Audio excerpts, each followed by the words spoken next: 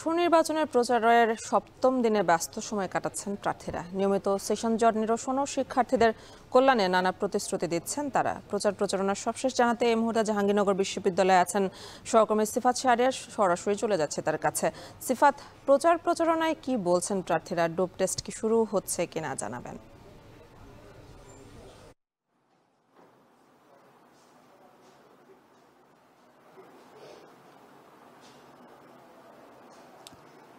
আমরা একেবারে সকাল থেকে দেখছি যেটি সেক্ষেত্রে ক্লাসের ফাঁকে বা ক্লাসে যাওয়ার সময় কিংবা ক্লাস থেকে বের হয়েও সহপাঠীদের সাথে যে প্রচারণা সেটি কিন্তু রয়েছে। তবে এই মুহূর্তে আমি যেহেতু একেবারে জাকসুর যে নির্বাচন কমিশনের যে কার্যালয় রয়েছে সেখানে অবস্থান করছি।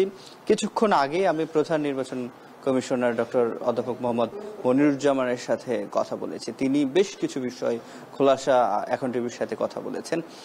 তিনি যেটি বলেছেন কিছুক্ষণ পরে তাদের একটি বৈঠক রয়েছে, সেখানে আরো কিছু সিদ্ধান্ত হবে। তবে যেটি বলে রাখতে চাই যে জাকসুর যারা প্রার্থী রয়েছে 179 জন, তাদের জন্য ডোপ টেস্টের ব্যবস্থা করা হবে। ইতিমধ্যে নির্বাচন কমিশন থেকে তাদের যে প্রশাসন রয়েছে বিশ্ববিদ্যালয় প্রশাসনের কাছে তাদের যত ধরনের সহযোগিতা ডোপ টেস্টের জন্য সেগুলো চাওয়া হয়েছে।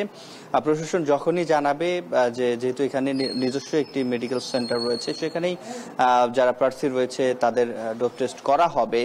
যদিও শুরুর দিকে বলা হয়েছে যাদের বিষয়ে অভিযোগ রয়েছে তাদের ডোপ টেস্ট করা হবে, কিন্তু এই মুহূর্তে আমাদের কাছে যেটি খবর সেটি হচ্ছে সবাইকে আসলে ডোপ টেস্টের আওতায় নিয়ে আসবে যারা প্রার্থী রয়েছে তাদেরকে, এবং প্রশাসন বলার পরে 24 ঘন্টা আগে হয়তো নোটিশ দেয়া হবে। আমরা এখানে বেশ কিছু সমস্যা দেখেছি এই নির্বাচন আয়োজনের আগে তৈরি হয়েছে। যেহেতু 33 বছর পর নির্বাচন হচ্ছে সেক্ষেত্রে প্রধান নির্বাচন কমিশনার যেটি মনে করছে যে এগুলো আসলে যে এত বছর নির্বাচন না হওয়ার কারণে স্বাভাবিকভাবে তৈরি হয়েছে। তবে তারা বলছে যে এটা নির্বাচনের আগেই, অর্থাৎ 11 তারিখে নির্বাচনের আগে সেটি সমাধান সম্ভব।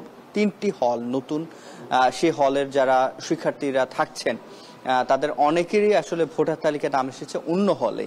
তারা যেটি বলছেন যে এতে করে যে সে সহপাঠীরা বলছেন যে তারা তাদের বন্ধুদেরকে যে দীর্ঘদিনের সহপাঠী যারা আছে তাদেরকে ভোট দিতে পারবে না, অন্য হলে দিতে হবে। তো সেক্ষেত্রে তারা বলছেন যে তাদের, আমরা এখানে দু একজনকে দেখেছি যে তারা লেটার দিয়েছে, আবেদন করার পরে প্রধান নির্বাচন কমিশন বলছেন এটি নিরসন করা সম্ভব এবং সেটি নির্বাচনের আগে এই সমস্যাটি সমাধান হবে। তো এই ছিল আমার কাছে জাহাঙ্গীরনগর বিশ্ববিদ্যালয়ের ছাত্র সংসদ নির্বাচন নিয়ে সবশেষ।